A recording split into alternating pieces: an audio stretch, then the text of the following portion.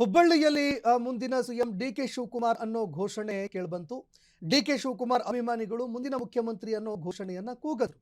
ಹುಬ್ಬಳ್ಳಿ ವಿಮಾನ ನಿಲ್ದಾಣದಲ್ಲಿ ಅಭಿಮಾನಿಗಳು ಘೋಷಣೆ ಕೂಗಿದ್ರು.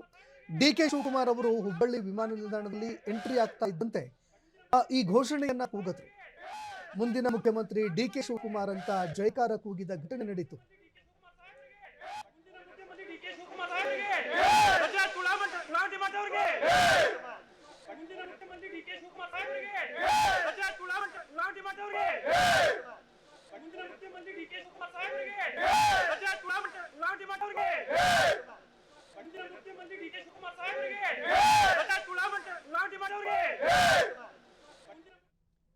ಇನ್ನು ಈ ಹಿಂದೆ ಕೂಡ ಇದೇ ರೀತಿಯ ಘಟನೆಗಳು ಸಂಭವಿಸಿತ್ತು. ಡಿಕೆ ಶಿವಕುಮಾರ್ ಅವರು ಏರ್ಪೋರ್ಟ್ಗೆ ಬಂದು ಇಳಿದಂತಹ ಸಂದರ್ಭದಲ್ಲೂ ಕೂಡ ಮುಂದಿನ ಮುಖ್ಯಮಂತ್ರಿ ಡಿಕೆ ಶಿವಕುಮಾರ್ ಅನ್ನೋ ಘೋಷಣೆ ಅವರ ಅಭಿಮಾನಿಗಳು ಕೂಗಿದ್ರು, ಅವರ ಹಿಂಬಾಲಕರು ಕೂಗಿದ್ರು. ಹೀಗಾಗಿ ಮತ್ತೆ ಈ ಘಟನೆ ಮರುಕಳಿಸಿರುವಂಥದ್ದು. ರಾಜ್ಯದಲ್ಲಿ ಸಿಎಂ ಕುರ್ಚಿಗಾಗಿ ನಡೀತಾ ಇರುವಂತಹ ಕಾದಾಟ ಅದಕ್ಕೆ ಇನ್ನೂ ಫುಲ್ ಸ್ಟಾಪ್ ಬಿದ್ದಿಲ್ಲ ಅನ್ನುವಂಥದ್ದಕ್ಕೆ ಜೀವಂತ ಸಾಕ್ಷಿ.